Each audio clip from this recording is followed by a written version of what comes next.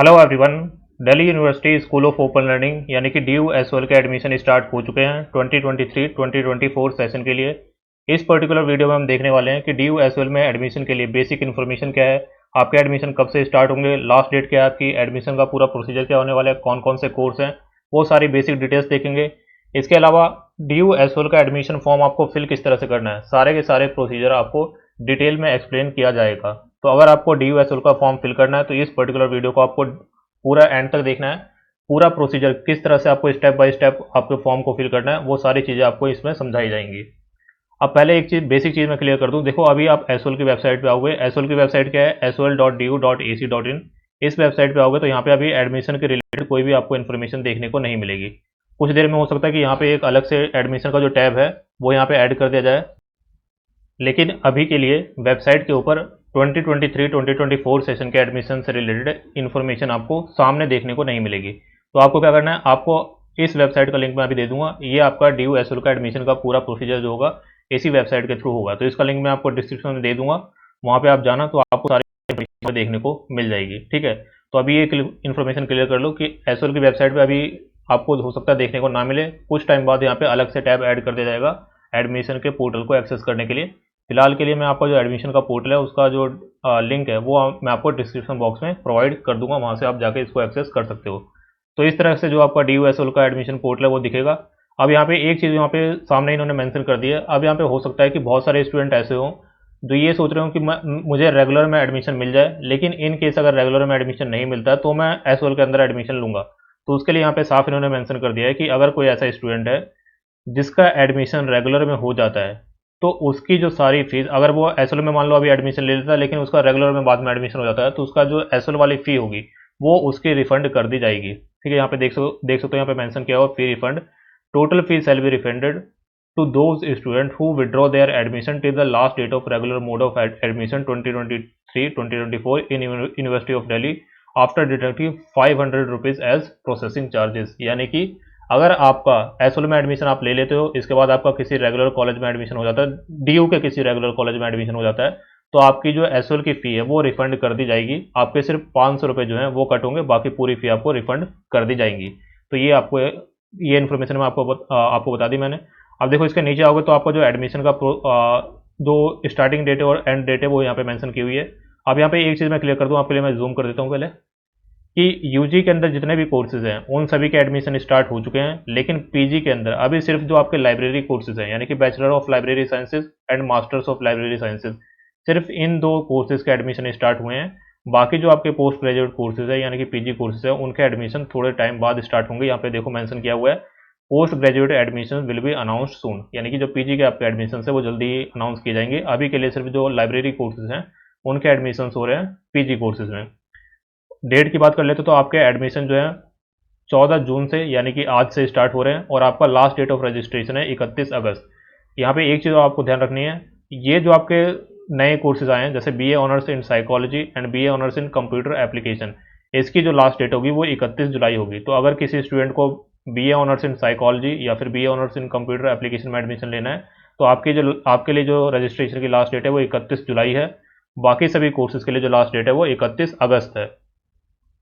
बाकी जो आपके लाइब्रेरी कोर्सेज हैं उनकी जो रजिस्ट्रेशन की लास्ट डेट है वो भी 31 जुलाई है। तो ये बात आपको ध्यान रखनी है कि आपके जो ये दो कोर्सेज हैं BA honours in psychology and BA honours in computer application, इसकी जो लास्ट डेट होगी रजिस्ट्रेशन की वो 31 जुलाई है। बाकी सभी जो यूजी कोर्सेज हैं उनकी रजिस्ट्रेशन की लास्ट डेट जो है 31 अगस्त 2023 है। तो ये डेट आपको समझ में आ गई। अब जो बाकी सारी इन्फॉर्मेशन वो आपको इसके नीचे देखने को मिलेगी। सबसे पहले मैं दो तीन चीज़ें आपको इन्फॉर्म कर दूं। जिस भी कोर्स में आपको एडमिशन लेना है उसकी एलिजिबिलिटी क्राइटेरिया, उसकी कोर्स की क्या क्या डिटेल्स है, कौन कौन से सब्जेक्ट्स उसमें, प्रोग्राम का स्ट्रक्चर क्या है, फी डिटेल्स क्या है, सारी इन्फॉर्मेशन आपको पहले से चेक कर लेनी है। ऐसा नहीं है कि आप पहले फॉर्म फिल कर दोगे तो आपको एडमिशन मिलेगा, जो बाद में फॉर्म फिल करेंगे उसको एडमिशन नहीं मिलेगा। ऐसा कुछ नहीं है, सभी स्टूडेंट्स को एडमिशन दिया जाएगा। इसलिए सारी इन्फॉर्मेशन आप पहले से वेरीफाई कर लो, किस कोर्स में आपको एडमिशन लेना है, उसकी डिटेल्स क्या है, वो सारी चीज़ें आपको पहले से क्लियर होनी चाहिए। ये वीडियो अभी यहाँ पे बनाई जा रही है तो इसमें आप पूरा प्रोसीजर एक बार देख लो, कौन कौन से डॉक्यूमेंट आपको अपलोड करना है। तो डिटेल्स जो है आपकी वो एक बार यहाँ पे क्लियर कर लो आपकी कोर्स वगैरह की। बाकी प्रोसीजर आपको समझ में आ जाएगा कि किस तरह से फॉर्म फिल करना है, डॉक्यूमेंट्स कौन से आपके अपलोड होंगे, तो वो सारी चीज़ें आपको एडमिशन फॉर्म फिल करने के पहले ही क्लियर कर लेनी है, ताकि एडमिशन फॉर्म जब आप फिल करेंगे उस समय आपको कोई गलती वहाँ पे ना हो जाए। इसके अलावा अगर आप ये चाह रहे हो कि किसी साइबर कैफे से आप फॉर्म फिल करवाओ, तो वहाँ पे अपनी जो भी आपकी डिटेल्स होंगी वो सारी आपको केयरफुली वहाँ पे चेक कर लेनी, क्योंकि साइबर कैफे में फिर अगर कोई मिस्टेक हो जाती है, फिर साइबर कैफे वाला तो जिम्मेदार होगा नहीं, आपके साथ वहाँ पे फिर दिक्कत हो जाएगी। तो या तो आप कोशिश करो कि आप अपना एडमिशन फॉर्म जो है खुद फिल करो। किस तरह से फिल करना है वो मैं आपको अभी बताऊंगा। आराम से आप अपने आप फिल कर सकते हो। अगर आपके पास लैपटॉप या डेस्कटॉप हो तो उससे आप कर लो, अगर नहीं है तो आप मोबाइल फ़ोन से भी इसको कर सकते हो। मोबाइल फ़ोन में जाके आप क्रोम ब्राउज़र ओपन कर लेना, उसमें आप डेस्कटॉप मोड में जाओगे तो सेम इंटरफेस आपको देखने को मिलेगा। मोबाइल फ़ोन से भी आप आराम से एसओएल का जो एडमिशन फॉर्म है उसको फिल कर सकते हो। बाकी मैंने आपको बता दिया, जल्दबाजी करने की ज़रूरत नहीं है। लास्ट डेट आपकी 31 अगस्त है। 31 अगस्त तक आप आराम से फॉर्म फिल कर सकते हो। सभी को एडमिशन मिलेगा, ऐसा कोई नहीं है कि जो पहले फॉर्म फिल कर देगा उसी को मिलेगा, बाद वालों को नहीं मिलेगा। ठीक है, तो ये 2-3 चीज़ें जो आपको ध्यान रखनी है। अब इस प्रोस्पेक्टस पे के टैब पे आओगे तो आपको यूजी के कोर्सेज, बाकी जो आपके लाइब्रेरी के कोर्सेज हैं, इसका प्रोस्पेक्टस अभी आपको देखने को मिल जाएगा। बाकी जो पीजी का प्रोस्पेक्टस है वो अभी यहाँ पे अपलोड नहीं हुआ है। जैसे ही एडमिशन स्टार्ट होंगे उसी के आसपास आपका पीजी का प्रोस्पेक्टस जो है वो भी यहाँ पे देखने को आपको मिल जाएगा। जैसे यूजी के प्रोस्पेक्टस से आप जाओगे तो यहाँ पे अभी एरर आ रहा है, बहुत सारे स्टूडेंट इस पे लॉग इन करने की कोशिश कर रहे होंगे तो यहाँ पे ओपन नहीं हो रहा है।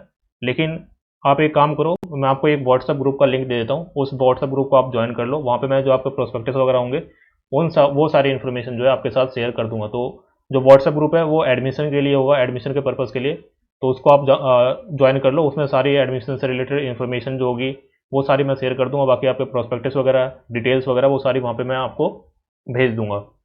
जो लिंक है वो आपको डिस्क्रिप्शन बॉक्स में मिल जाएगा। इसके नीचे आप जाओगे तो एलिजिबिलिटी क्राइटेरिया आपको देखने को मिल जाएगा। ये सारे अभी ओपन नहीं हो पा रहे हैं, अभी थोड़े पहले होते, बाकी शायद इसमें एरर चल रहा है। तो आप इसमें जाके देखना वेबसाइट पे, अगर इसको यहाँ पे आपको मिल जाएगा। नहीं मिलता तो आप एक बार व्हाट्सएप ग्रुप को ज्वाइन कर लो, वहाँ पे मैं सारी चीज़ें सेंड कर दूंगा। इसके अलावा टेलीग्राम चैनल या फिर इंस्टाग्राम वगैरह पे फॉलो कर लो, इन्फॉर्मेशन आपको वहाँ पे भी मिलती रहेंगी, क्योंकि हर छोटी बड़ी इन्फॉर्मेशन के ऊपर वीडियो बनाना पॉसिबल हो नहीं पाएगा। बाकी मैं कोशिश करूँगा कि जो भी आपकी इंपॉर्टेंट चीज़ें हैं उसके लिए आपको डेडिकेटेड वीडियो दी जाए। बाकी एसओएल से रिलेटेड जितनी भी इन्फॉर्मेशन है, सारी की सारी इन्फॉर्मेशन आपको इस चैनल पर प्रोवाइड की जाएगी, तो उसके लिए चैनल को आप सब्सक्राइब कर सकते हो। एसओएल में आप पूरे 4 साल अपने ग्रेजुएशन के बिताने वाले हो, सारी की सारी हेल्प जो है आपको इस चैनल के थ्रू आपको मिलेगी। तो यहाँ पे आप देख सकते हो प्रोस्पेक्टस आपको दिख जाएगा, एलिजिबिलिटी क्राइटेरिया आपको दिख जाएगा, एडमिशन पोर्टल किस तरह से रहेगा, fees structure, admission schedule, admission के रिलेटेड जो आपके फ्रिक्वेंटली आस्क्ड क्वेश्चंस हैं, general instruction, payment and refund process, help desk की इन्फॉर्मेशन, गाइडलाइंस, प्रोग्राम स्ट्रक्चर, और जो आपके नए कोर्सेज लॉन्च हुए हैं वो सारी इन्फॉर्मेशन आपको यहाँ पे देखने को मिल जाएगी। तो ये सारी चीज़ आपको समझ में आ गई होंगी। अब देखो यहाँ पे जो आपके यूजी के एडमिशन है उस पर आपको यहाँ पे लिखा होगा यूजी एडमिशन पोर्टल। इस पर आप जाओगे तो आपके यूजी के एडमिशन इस पोर्टल से होंगे, और जो आपके पीजी के एडमिशन है वो पीजी एडमिशन पोर्टल यहाँ पे लिखा हुआ है, इस पर आप क्लिक करोगे तो यहाँ से आपके होंगे। तो जैसे मान लीजिए मैं यूजी एडमिशन पोर्टल पे यहाँ पे क्लिक करता हूँ, तो ये आपका यूजी का जो एडमिशन पोर्टल है वो आपके सामने खुल के यहाँ पे आ गया। ठीक है, अगर मान लीजिए आपको पीजी का फॉर्म भरना है तो आप पीजी एडमिशन पोर्टल पर आप जाओगे तो ये पीजी वाला जो वेबसाइट है वो आपके सामने खुल के आ जाएगी। तो ये आपकी जो पीजी एडमिशन की वेबसाइट है वो आपके सामने है। अब देखो यहाँ पे जो मैं आपको फॉर्म फिल करके दिखाऊंगा वो यूजी का दिखाऊंगा, क्योंकि मैक्सिमम स्टूडेंट यहाँ पे यूजी के होंगे, और पीजी में सिर्फ अभी जो लाइब्रेरी कोर्सेज है उनके एडमिशन स्टार्ट हुए हैं। तो जो पीजी वाले वीडियो है, पीजी के लिए डेडिकेटेड वीडियो जो है अलग से मैं लेके आऊँगा। लेकिन अभी के लिए इस पर्टिकुलर वीडियो में हम जो यूजी के एडमिशन हैं वो किस तरह से होंगे उसका पूरा प्रोसीजर देखने वाले हैं। तो देखो सबसे पहले आपको न्यू रजिस्ट्रेशन करना पड़ेगा। तो यहाँ पे आप देखेंगे अंडर ग्रेजुएट एडमिशन 2023-2024 लिखा हुआ है। यहाँ पे अभी आपको लॉगिन नहीं करना है। लॉगिन कब करोगे आप, जब आपका रजिस्ट्रेशन हो जाएगा। रजिस्ट्रेशन कहाँ से करना है, यहाँ पे आप देखोगे, यहाँ पे आपको एक ऑप्शन मिलेगा click here for new registration, इस पर आपको क्लिक करना है और आपको पहले रजिस्टर करना है। रजिस्टर करने के लिए पहले यहाँ पे कुछ इंपॉर्टेंट इंस्ट्रक्शन दी गई हैं। पहले यहाँ पे लिखा हुआ name and other details enter by the applicant need to be same as the educational document, यानी कि आपका जो नाम होगा और जो बाकी की डिटेल्स होंगी जो आपके एजुकेशनल डॉक्यूमेंट्स के ऊपर है उसी के अनुसार आपको भरनी है। और मोस्ट प्रिसाइजली जो आपके 10th के सर्टिफिकेट पे जो डिटेल्स हैं वो आपको यहाँ पे फिल करनी होती हैं। Applicants can log in to the admission portal through the registered email address only, यानी कि जो आपका रजिस्टर्ड ईमेल एड्रेस होगा उसी के थ्रू आप यहाँ पे लॉग इन कर पाओगे। Applicant must use their own active email address, यानी कि आपका जो पर्सनल आपका ईमेल एड्रेस है उसी को आपको यहाँ पे फिल करना है, क्योंकि उस ईमेल एड्रेस पे लगातार एसओएल के द्वारा आपसे कम्युनिकेशन किया जाएगा। ठीक है, तो ये आपको ध्यान रखना है। इसके अलावा गूगल क्रोम ब्राउज़र जो है उसका आप यूज़ करें, उसके लिए ये जो पोर्टल है वो ऑप्टिमाइज़ किया गया है। गूगल क्रोम के ऊपर ये पोर्टल बेस्ट वर्क करेगा। तो ये आपके सामने अब देखो यहाँ पे क्या क्या इन्फॉर्मेशन आपको फिल करनी है। सबसे पहले आपको यूज़र नेम फिल करना है। अब यूज़र नेम कैसे फिल करना है, आपको स्मॉल अल्फ़ाबेट या फिर नंबर्स आप यहाँ पे डाल सकते हो, दोनों का मिक्सचर भी डाल सकते हो, स्मॉल अल्फ़ाबेट और नंबर दोनों को मिक्स करके भी डाल सकते हो, कैसे भी उसमें आप डाल सकते हो। सबसे पहले आपको यूज़र नेम डालना है यहाँ पे, फिर आपका अपना पूरा नाम डालना है। यूज़र नेम आप कुछ भी रख सकते हो, नाम आपका जो आपके एजुकेशनल डॉक्यूमेंट्स में है वही आपको डालना है। फिर आपका ईमेल एड्रेस यहाँ पे डालना है, री एंटर ईमेल एड्रेस को यहाँ पे दोबारा डालना है। फिर पासवर्ड आपको डालना है यहाँ पे। अब बहुत सारे स्टूडेंट पूछेंगे पासवर्ड का डालना है, तो पासवर्ड यहाँ पे आपको क्रिएट करना है, तो अपने अनुसार आप कोई भी पासवर्ड यहाँ पे क्रिएट करके यहाँ पे डाल सकते हो। ऐसा पासवर्ड डालना जो आपको याद रहे, हालांकि बाद में आप उसको फॉरवर्ड पासवर्ड पे जाकर उसको चेंज कर सकते हो, लेकिन अभी आप ऐसा पासवर्ड डालो जो आपको याद रहे। ऐसा ना हो कि आप पासवर्ड डालो और खुद ही भूल जाओ। फिर ये वहाँ पे सेम पासवर्ड आपको री एंटर करना है। फिर आपको अपना मोबाइल नंबर डालना है और री एंटर मोबाइल नंबर, दोबारा से आप अपना मोबाइल नंबर यहाँ पे डालोगे। कैप्चा कोड यहाँ पे जो मेंशन किया हुआ है, इस कैप्चा कोड को यहाँ पे डालना है और फिर यहाँ पे रजिस्टर पे क्लिक करना है। तो मैं यहाँ पे एक बार डिटेल फिल कर देता हूँ, फिर आगे का प्रोसेस आपको समझाता हूँ।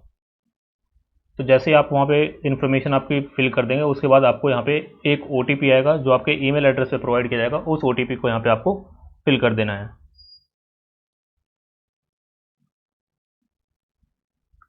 ये OTP आप यहाँ पे डाल देंगे। इसके बाद नीचे दोबारा से आपका एक कैप्चा आएगा, इस कैप्चा को यहाँ पे फिल कर देना है आपको। एक मिनट,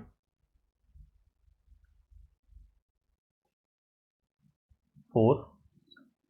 तो ये कैप्चा और ये जो OTP आपके ईमेल एड्रेस पे आएगा, इसको आपको यहाँ पे फिल कर देना। उसके बाद फिर सबमिट OTP पे आपको यहाँ पे जाना है। इन केस OTP नहीं आता तो उस केस में आप रीसेंट OTP पे भी यहाँ पे जा सकते हैं आप। जैसे आप OTP वहाँ पे सबमिट कर देंगे, उसके बाद आपका दोबारा से रीडायरेक्ट कर देगा उसी पेज पे जहाँ से हमने न्यू रजिस्ट्रेशन किया था।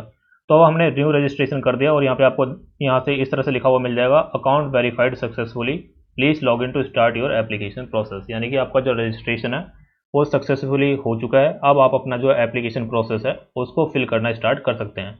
अब देखो आपको क्या करना है, अब यहाँ पे आपको लॉगिन करना है। यहाँ पे देखो ये लिखा हुआ मिलेगा आपको रजिस्टर्ड यूज़र लॉगिन, यानी कि जिन स्टूडेंट ने रजिस्टर कर दिया है वो अब यहाँ पे लॉगिन कर सकते हैं।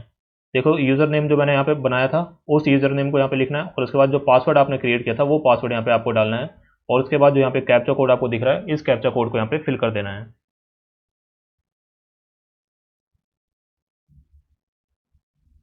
अब देखो ये कैप्चा कोड मैंने यहाँ पे फिल कर दिया। अब यहाँ पे लॉगिन पे आपको जाना है, तो आपके सामने कुछ गाइडलाइंस जो हैं वो यहाँ पे खुल के आ जाएंगे। अब देखो गाइडलाइंस आपको इसको एक बार रीड कर लेना है। बेसिकली मैं आपको बता देता हूँ, बेसिक इसमें इन्फॉर्मेशन सारी आपको दी जाएंगी, कोई ऐसा खास यहाँ पे गाइडलाइंस नहीं दी गई है। इसके अलावा हर कोर्स की जो आपके एलिजिबिलिटी क्राइटेरिया है वो यहाँ पे मेंशन किया हुआ है, तो मैं आपको सजेस्ट करूँगा कि पहले से आप इसको पढ़ लें।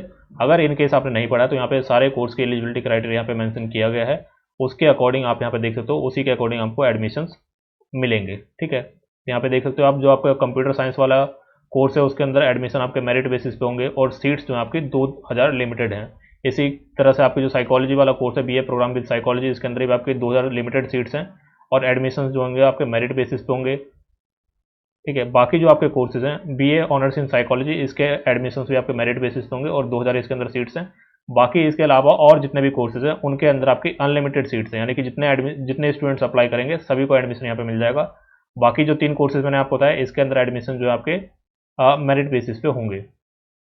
बाकी यहाँ पे प्रोग्राम स्पेसिफिक एलिजिबिलिटी दी गई है कि कोर्स के अंदर आपके लैंग्वेजेस कौन कौन सी होंगी, फ़ी आपकी कितनी है, तो फ़ी यहाँ पे देख सकते हो आप, BCom ऑनर्स की 8320 है, BCom की 7820 है।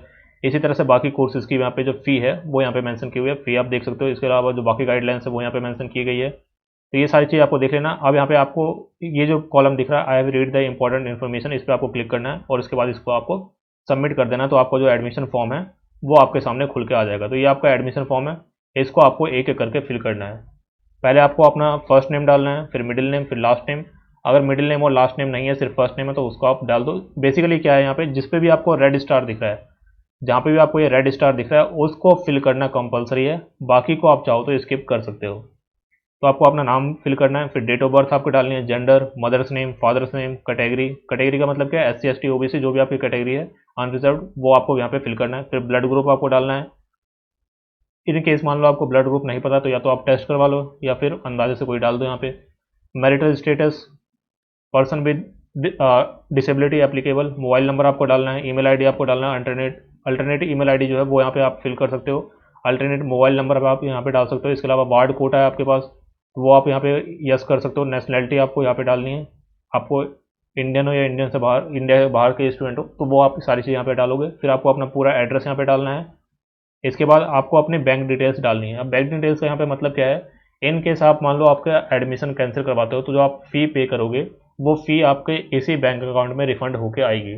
तो आप ध्यान रखो, अगर आप साइबर कैफ़े वगैरह से फिल करवा रहे हो तो ऐसा ना हो कि साइबर कैफ़े वाला अपना अकाउंट नंबर यहाँ पे डाल दे, क्योंकि फिर अगर आप एडमिशन कैंसिल करवाते हो तो उसके अकाउंट में पेमेंट चली जाएगी। तो या तो आप अपना अकाउंट नंबर यहाँ पे डालो, या तो आप अपने किसी पेरेंट्स का डाल सकते हो या किसी रिलेटिव का कोई भी अकाउंट नंबर यहाँ पे आप डाल सकते हो। मेन मोटिव यहाँ पे यही है कि जो आप अगर आप एडमिशन कैंसिल करवाते हो तो आपके इसी अकाउंट में जो आपकी फ़ी होगी वो रिफंड की जाएगी। अब देखो यहाँ पे अगर आपको फाइनेंशियल असिस्टेंस चाहिए तो यहाँ पे आप फिल कर सकते हो। इसमें आपकी फैमिली इनकम आपको बतानी पड़ेगी। फैमिली इनकम यहाँ पे आप डाल सकते हो, एम्प्लॉयमेंट स्टेटस। इसके अलावा अगर आपको फ़ी कंसेशन चाहिए, मान लो आप फ़ी कंसेशन में यस करते हो, तो उसके लिए आपको जो असिस्टेंस की कैटेगरी है वो आपको डालना पड़ेगा। यानी कि इनमें से कोई एक डॉक्यूमेंट आपके पास होना चाहिए, या तो आपके पास बीपीएल का राशन कार्ड होना चाहिए, या फिर पीआरएस इसका राशन कार्ड होना चाहिए, या तो एएवाई राशन कार्ड होना चाहिए, लेबर कार्ड होल्डर होना चाहिए। आप इनमें से कोई एक कैटेगरी में आप आने चाहिए, और उसका सर्टिफिकेट का आपको डॉक्यूमेंट नंबर यहाँ पे डालना पड़ेगा। डॉक्यूमेंट का भी इशू है, वो सारी डिटेल्स आपको डालनी पड़ेगी। ठीक है, तो अगर आप फ़ी कंसेशन लेना चाह रहे हो या फिर पॉवर्टी लाइन के नीचे आप अपने आप को दिखा रहे हो, तो उस केस में जो डॉक्यूमेंट्स हैं वो आपको यहाँ पे अपलोड करने पड़ेंगे। तो ये आपको ध्यान रखना है। इसके नीचे आपके मिसलेनियस डिटेल्स है, कंप्यूटर नॉलेज आपके पास है या नहीं है, कोर्स स्ट्रीम आपका क्या था, यूज़ इंटरनेट आप यूज़ करते हुए नहीं है या नहीं करते, कंप्यूटर आपके घर पे है या नहीं है, बुक बैंक फैसिलिटी आप लेना चाहते हो या नहीं लेना चाहते, ये सारी डिटेल्स आपको यहाँ पे डालनी है। उसके अकॉर्डिंग आपको यहाँ पे सारे डिटेल्स फिल करनी है। तो ये सारी बेसिक डिटेल्स हैं, इसको आपको फिल करना है। मैं आपको फिल कर देता हूँ एक बार, फिर आपको आगे का प्रोसीजर जो है दिखाता हूँ। एक इन्फॉर्मेशन यहाँ पे आपको केयरफुली फिल करनी है। यहाँ पे लिखा हुआ है your preference to receive study material, please tick one from the given below. अब देखो यहाँ पे जो आपको स्टडी मटेरियल मिलेगा वो दो तरह से मिलता है, या तो आप हार्ड कॉपी ले लो या तो आप सॉफ्ट कॉपी ले लो। अगर आप सॉफ्ट कॉपी लेते हो तो आपको फ़ी के अंदर 400 रुपये का डिस्काउंट मिल जाएगा, यानी कि जितनी भी आपकी फ़ी होगी उसमें 400 रुपये आपके कम हो जाएंगे। अगर आप हार्ड कॉपी लेते हो तो 400 रुपये आपके कम नहीं होंगे। तो अगर आपको सॉफ्ट कॉपी लेनी है, या फिर मान लो आप दिल्ली से दूर रहते हो, आप जो मटेरियल है वो लेने के लिए दिल्ली नहीं आ सकते, तो उस केस में आप सॉफ्ट कॉपी ले सकते हो, अन्यथा आप हार्ड कॉपी के लिए जा सकते हो। तो अगर आप सॉफ्ट कॉपी लेते हो तो उस केस में जो आपका एडमिशन फ़ी होगी उसके अंदर 400 रुपये का जो सेविंग है वो आपकी हो जाएगी, 400 रुपये आपके कम लगेंगे। तो ये आपको ध्यान रखना है। जो भी आप चाहो तो वो उसको आप ले सकते हो। यहाँ पे सॉफ्ट कॉपी चाहो तो सॉफ्ट कॉपी ले सकते हो, हार्ड कॉपी चाहो तो हार्ड कॉपी ले सकते हो। बाकी बुक बैंक की फैसिलिटी जो है वो अपने अकॉर्डिंग आप चूज़ कर सकते हो। सारी इन्फॉर्मेशन आपको यहाँ पे फिल कर देना है, उसके बाद फिर यहाँ पे सबमिट यहाँ पे कर देना है। अब जैसे ही सबमिट करोगे, आपने जितनी भी इन्फॉर्मेशन यहाँ पे डाली होगी वो सारी इन्फॉर्मेशन आपके सामने लाइन से यहाँ पे आ जाएंगी। उन सारी इन्फॉर्मेशन को आप चेक कर सकते हो। अब देखो, हर स्टेप के बाद आपको 3 ऑप्शन मिलेंगे, या तो प्रीवियस स्टेप पे जाने का, या जो आपने इन्फॉर्मेशन यहाँ पे डाली है उसको एडिट करने का, या फिर नेक्स्ट स्टेप पे जाने का। तो अगर आपको सारी इन्फॉर्मेशन चेक कर लेनी है एक बार। अगर आपको किसी चीज़ को एडिट करना है तो यहाँ पे एडिट के ऑप्शन पे जाकर दोबारा उसको आप एडिट कर सकते हो। अगर आपको एडिट नहीं करना है तो आप सीधा नेक्स्ट स्टेप पे जाओगे, तो आपका जो अगला स्टेप होगा वो आपके सामने खुल के आ जाएगा। अब आपने जो पर्सनल डिटेल्स हैं वो अपनी फिल कर दी हैं। उसके बाद आपको अपनी क्लास 12 की बोर्ड डिटेल्स यहाँ पे डालनी है। सबसे पहले आपको बोर्ड सेलेक्ट करना है। अब देखो, अगर तो आपका सीबीएसई बोर्ड है या फिर एनआईओएस बोर्ड है, तो उस केस में जैसे ही आप अपना रोल नंबर डालोगे बाकी डिटेल्स आपकी ऑटोमेटिकली यहाँ पे फिल हो जाएंगी। लेकिन अगर आपका इन दोनों बोर्ड के अलावा कोई और स्टेट बोर्ड है या फिर कोई और आपका बोर्ड है, तो उस केस में आपको यहाँ पे अदर डालना पड़ेगा। ठीक है, तो ये आपको ध्यान रखना है।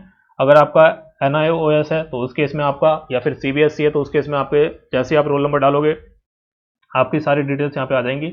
अगर आपका ये बोर्ड नहीं है तो उस केस में आपको अदर यहाँ पे डालना पड़ेगा, और उस केस में सारी चीज़ें आपको मैनुअली यहाँ पे फिल करनी पड़ेंगी। ठीक है, तो मैं यहाँ पे एक बार आपको लेकर दिखाया तो यहाँ पे किस तरह से आपको फिल करना है। तो देखो, इस तरह से अगर आप एसओएल का सीबीएसई का या फिर एनआईओएस का रोल नंबर आप अपना डालोगे तो आपकी सारी डिटेल्स जो है ऑटोमेटिकली आपकी फिल हो जाएंगी।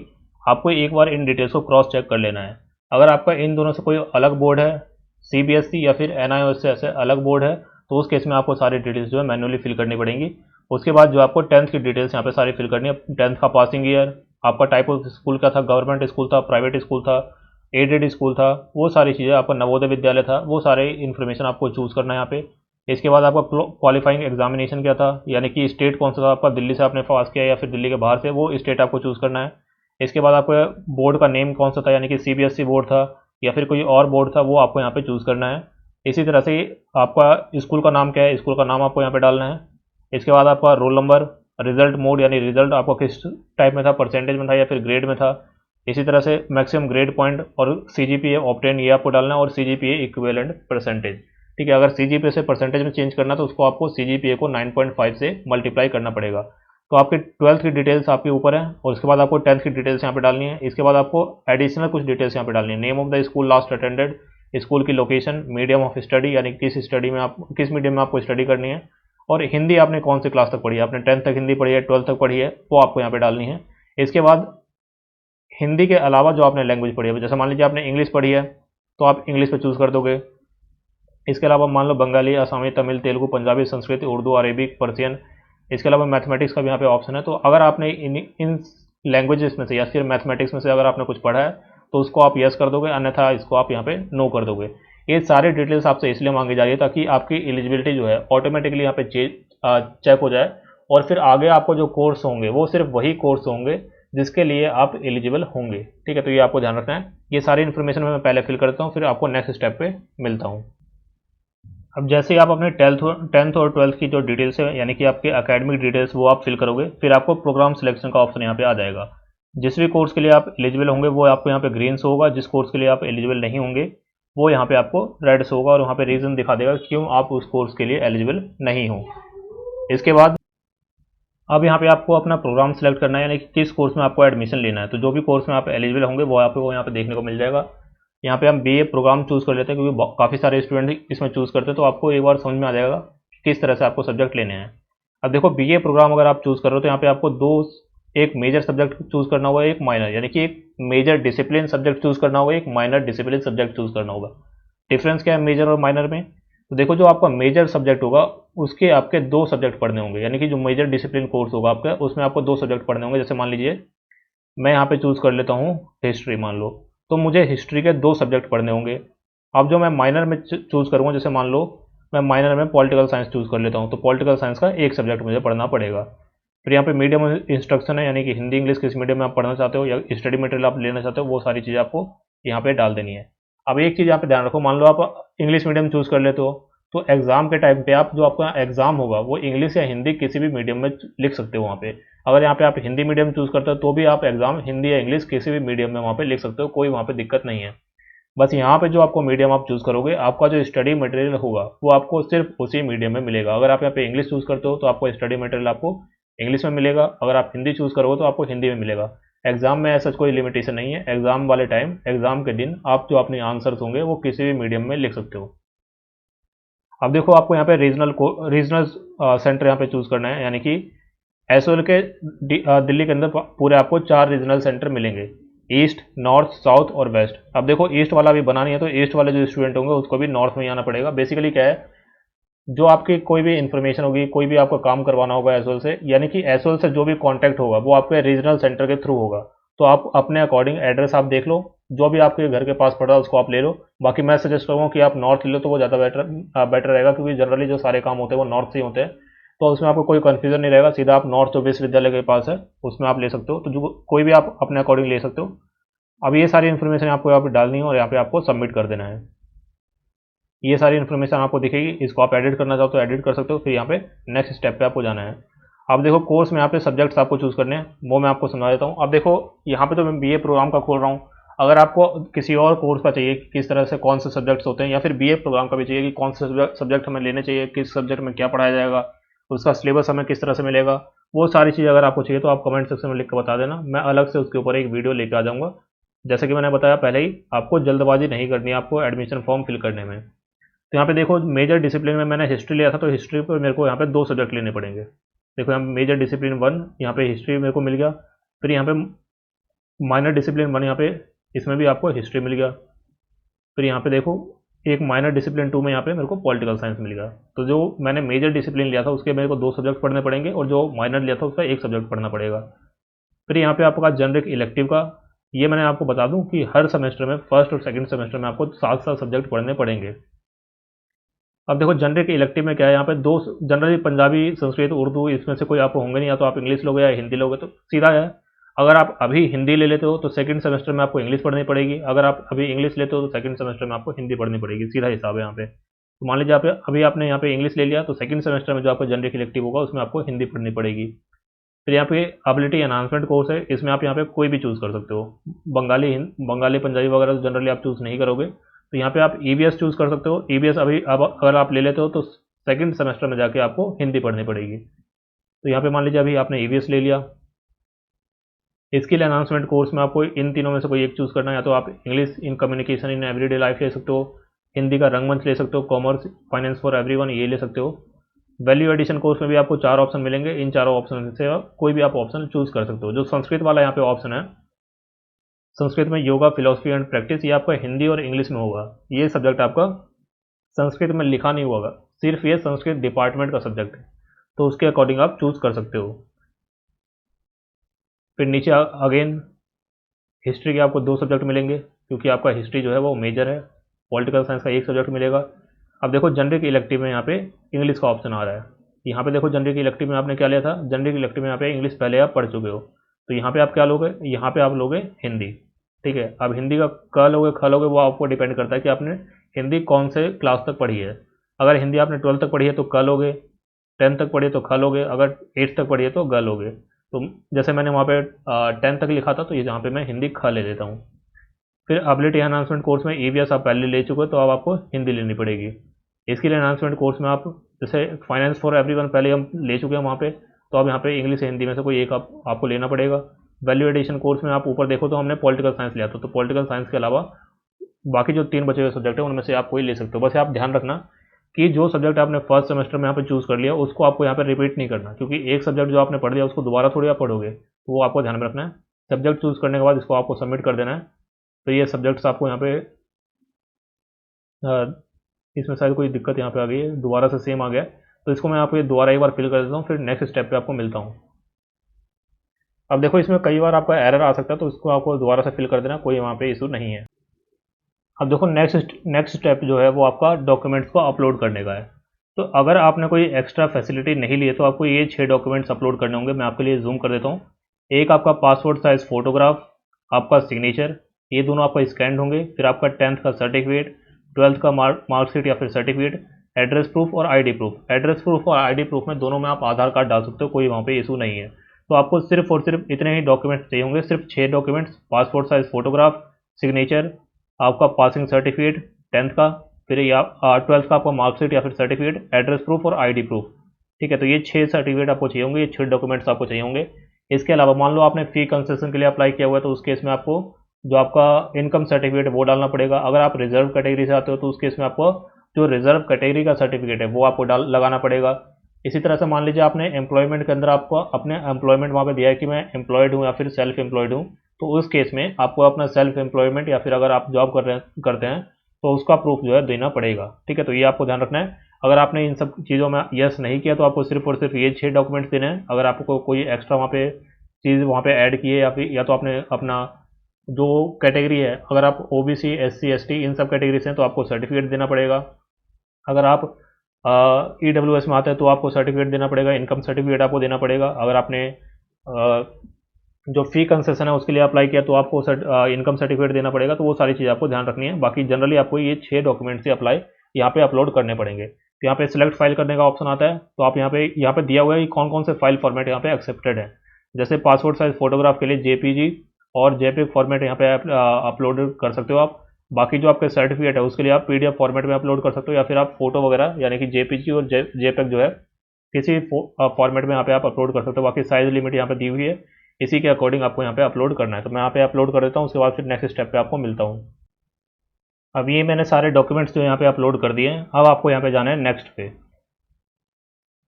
अभी आपका फाइनल प्रीव्यू आपके सामने आ जाएगा। ऊपर आपकी जितने भी डिटेल्स आपने अब तक फिल किए वो सारी डिटेल्स होंगी, और उसके बाद यहाँ पे आपको ये 3 ऑप्शन यहाँ पे शो होंगे। अगर आपकी सारी डिटेल्स सही हैं तो आपको एक बार दोबारा से क्रॉस चेक वहाँ पे कर लेना है। फिर यहाँ पे आपको ये ऑप्शन मिलेगा आई अग्री का। जैसे ही आप इस पर जाओगे और उसके आगे आपको ऑप्शन मिलेगा accept and proceed for payment. जैसे ही इस पर आप जाओगे तो आपके सामने पेमेंट का जो ऑप्शन है वो आपके सामने खुल के आ जाएगा, और वहाँ से आप पेमेंट कर सकते हो। पेमेंट करने के टाइम यहाँ पे ध्यान रखना कि आप कोशिश करो कि जो आपका पेमेंट मेथड है वो आपका एक ही बार में आप कंप्लीट करो। पेज को आप रिफ्रेश वगैरह मत करो। वहाँ पे आपको बहुत सारे पेमेंट के ऑप्शन मिल जाएंगे, किसी भी पेमेंट ऑप्शन का यूज़ आप कर सकते हो। मल्टीपल गेटवेज वहाँ पे मिल जाएंगे, किसी भी गेटवे का यूज़ आप कर सकते हो। बस आपको पेज को दोबारा रिफ्रेश नहीं करना है। जैसे आपकी पेमेंट हो जाएगी और उसके बाद जब आप दोबारा लॉगिन करोगे तो आपके सामने जो फी रिसिप्ट है वो सारी चीज़ें आपको खुल के देखने को मिल जाएगी। या हो सकता है कि पेमेंट के बाद ही आपको मिल जाए, या हो सकता है थोड़ा डिले हो, तो आप उसको रिफ्रेश बार बार मत करना।